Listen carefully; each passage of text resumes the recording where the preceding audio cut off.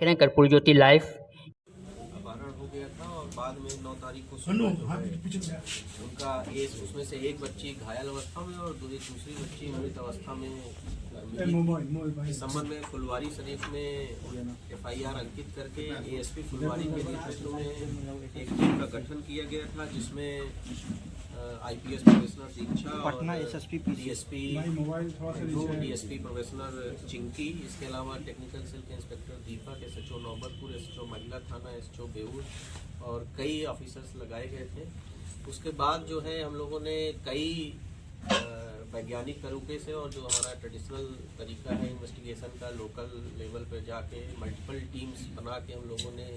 वहाँ की स्थानीय जो छोटी बच्चियाँ थीं, जो महिलाएं थीं, उन लोगों से बात की और उसके बाद जो है जो इन्फॉर्मेशन मिली थी उसके आधार पर, संदेह के आधार पर हम लोगों ने 2-3 लोगों को जो है पूछताछ के लिए ले आए थे। पूछताछ के क्रम में जो है इस पूरे मामले का उद्भेदन हुआ है और अभी तक जो बात आई है वो ये है कि एक व्यक्ति हैं, उसी जो आलमपुर गांव है उसके बगल में लगे हुए गांव है, वहाँ देवानंद राय उर्फ भोपलू, उनके द्वारा ये घटना कारित की गई है। अनुसंधान के क्रम में हम लोग जो घायल बच्ची है उससे भी जब लगातार एम्स में हमारी जो IPS प्रोफेशनल है दीक्षा और DSP जो इस केस की चीफ IO हैं अन्नू, ये पूछताछ कर रही थी, तो बच्ची भी बार बार एक ही व्यक्ति की बात बता रही थी। हालांकि उसने 2 महिलाओं की बात की, लेकिन हम लोग को शुरू से ये संदेह लग रहा था कि महिलाओं की इसमें भूमिका नहीं होगी। तो बाद में अनुसंधान में यही बात आया कि इस एक व्यक्ति द्वारा ही ये घटना कारित की गई है। घटना का जो विवरण है वो ये है कि दोनों बच्चियां जो हैं वो जो गोबर से बना जो है उपला होता है, गोईठा जिसको लोकल लैंग्वेज में बोलते हैं, उसको लेने के लिए घर से निकली थी और ये व्यक्ति जो अभियुक्त हैं जिनको गिरफ्तार किया गया है, इनके घर के पास गई थी, इनसे पूछा तो इन्होंने दोनों बच्चियों को ये बताया कि घर में गोईठा नहीं है, खेत में है आगे। ऐसे इस तरह से बहला फुसला के उसको लेकर गए। पहले जो है गांव के बाग बगल में ही कोई एक बाग टाइप है, वहाँ लेकर गए। वहाँ पर लेकिन फिर एक महिला आती हुई दिखी, तो फिर वहाँ से आगे बढ़ के गाँव के बगल में ही नहर है, वहाँ लेकर गए। वहाँ फिर दूसरी एक महिला आती हुई दिखी, तो फिर उसको जो है जो तीसरा घटना स्थल है वहाँ लेकर गए,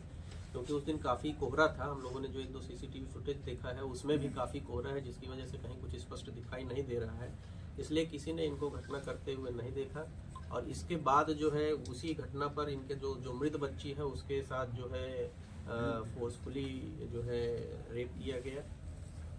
और जो दूसरी इंजर्ड बच्ची है उसके साथ भी करने का प्रयास किया गया और बाद में जो है जो घायल बच्ची थी, जो मृत बच्ची थी, उसको वहीं बगल में ही जो निर्माण कार्य से कुछ सीमेंट के टूटे हुए ब्लॉक्स थे उससे उसके सर में, दोनों बच्चियों के सर में मारा गया, जिसमें से एक बच्ची की मृत्यु हो गई और दूसरी बच्ची को भी मृत जानकर ही इनके द्वारा वहां छोड़ा गया था। उसके बाद गिरफ्तारी के बाद जो है हम लोगों ने अभियुक्त की निशानदेही पर जिस पत्थर से बच्ची को मारा गया था उस पत्थर को भी बरामद कर लिया है कल रात में, और उस पत्थर पर भी काफ़ी खून लगा हुआ पाया गया है, जिसको हम लोग जब्त करके फर्दर FSL जांच के लिए भेज रहे हैं। इसमें पूछताछ के क्रम में ये भी बात आई, जब हम लोग कल इनसे पूछताछ कर रहे थे तो इन्होंने पुलिस को जो है बहकाने की भी कोशिश की, 2 व्यक्तियों का नाम बताया, लेकिन आगे अनुसंधान के क्रम में उसमें एक और महत्वपूर्ण बात प्रकाश में आई कि जिस व्यक्ति का ये नाम बता रहे थे, जो बता रहे थे कि इनके साथ घटना में शामिल है, उसकी बच्ची को भी इन्होंने जो है 3-4 महीने पहले गोद में उठा के ले जाते हुए देखा था, लेकिन उसकी माँ ने देख लिया था और उसके बाद शोरगुल करके उसको बचाया था और उस संबंध में भी गांव वालों ने इनके साथ कुछ हल्की फुल्की मारपीट और गाली गलौज किया था, लेकिन इस घटना की सूचना पुलिस को नहीं दी गई थी। उसी के परिवार से जुड़ा एक और व्यक्ति का नाम इनके द्वारा बताया गया था, लेकिन बाद में अनुसंधान के क्रम में ये पता चला कि उस व्यक्ति की माँ को एक घटना हुई थी फुलवारी शरीफ में 19 अप्रैल को, जिसमें फुलवारी शरीफ में केस नंबर 590-23 है अंकित है, जिसमें एक 72 साल की महिला को वो अपने घर के दलान में सोई हुई थी, वहाँ से घर से खींच के जो है उसको ले जाया गया था और उसके बाद उसका शव जो है मिला था। उसमें भी उसके सर पे पत्थर से मार के या किसी मजबूत चीज़ से मार के उसकी हत्या कर दी गई थी। पूछताछ के क्रम में अभियुक्त ने उस घटना में भी अपनी संलिप्तता अकेले ही करने की बात बताई। उस घटना में भी हम लोग को काफ़ी आश्चर्य होता, क्योंकि 3 अलग अलग जगह ब्लड पाए गए थे। तो हम लोग उससे पूरी घटना को समझ नहीं पा रहे थे कैसे 3 अलग अलग जगह ब्लड पाए, लेकिन अभियुक्त ने पूछताछ में जब पूरी बात बताई तो उस महिला को ये जो है पहले उसको जो है एक प्लास्टिक के पाइप से मारा, जब वो अर्धचेतन अवस्था में हो गई तो उसको बगल के बाग में ले जाके उसके साथ भी इनके द्वारा रेप किया गया था। लेकिन हालांकि पोस्टमार्टम रिपोर्ट में इस बात की कोई उल्लेख नहीं है, इसकी पुष्टि नहीं हो पाई है, लेकिन पूछताछ के क्रम में इन्होंने इस चीज़ को एक्सेप्ट किया और फिर पुनः जो है उसको ला के वापस अपनी जगह रखने का प्रयास किया गया था खींच के। इसीलिए वो 3 जगह ब्लड मिला था। और जो हम लोग पोस्टमार्टम रिपोर्ट देख रहे हैं तो उस पोस्टमार्टम रिपोर्ट में भी महिला के जो पिछला शरीर का हिस्सा है उसमें काफ़ी जगह इस तरह के इंजरीज पाए गए हैं, जो इस बात की पुष्टि करते हैं कि उसको काफ़ी जो है ज़मीन से पीठ के बल खींचा गया था। तो उस घटना में भी इन्होंने अपनी संलिप्तता स्वीकार की है। उस घटना को भी हम लोग अब फिर से जो है उसमें इन्वेस्टिगेशन जो हमारा रुका हुआ था उसको फिर से आगे बढ़ा रहे हैं। इस प्रकार जो पटना पुलिस ने इस घटना का पूरी तरह से उद्भेदन कर लिया। जो पीड़ित बच्ची है उसका भी स्टेटमेंट हम लोगों ने लिया, पूरी तरह से स्वस्थ हो जाएगी तो फिर विस्तृत स्टेटमेंट लेकर 164 का स्टेटमेंट कराया जाएगा। और आगे जो अनुसंधान है, जो सबसे महत्वपूर्ण बात है इस केस में कि पूरा इस केस का जो इन्वेस्टिगेशन हुआ है वो इसमें जो एविडेंस हम लोग कलेक्ट किए अभी तक घटना स्थल से और एम्स से जो हमको डॉक्टर्स ने दिया है,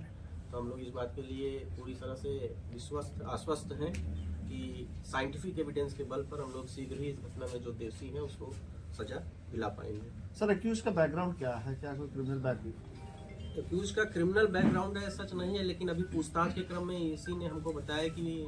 जो 3-4 वर्ष पूर्व बैल चोरी के मामले में ये एक बार जेल जा चुके हैं अब, लेकिन हम लोग उसको फर्दर जो है अपने रिकॉर्ड से वेरीफाई कर रहे हैं। क्या दोनों बच्चियों के दूसरी बच्ची के साथ भी रेप का हुआ है कि जो डॉक्टर ने जो हम लोग को दिया है इंजरी रिपोर्ट दी है उसमें जो उन्होंने कहा है कि संभावना से इनकार नहीं किया जा सकता। इसके अलावा उन्होंने कई तरह के हम लोग को